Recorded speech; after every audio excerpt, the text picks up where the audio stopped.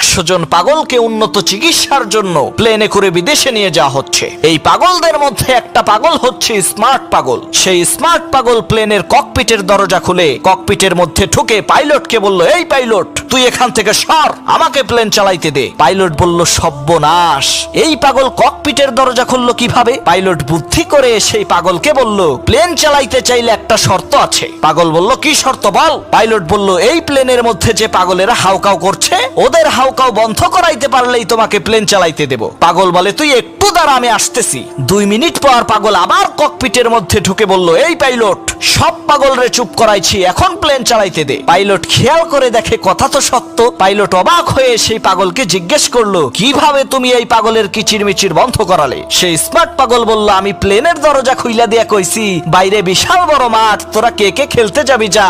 সব পাগলেরা মেঘের রাজ্যে খেলতে গেছে।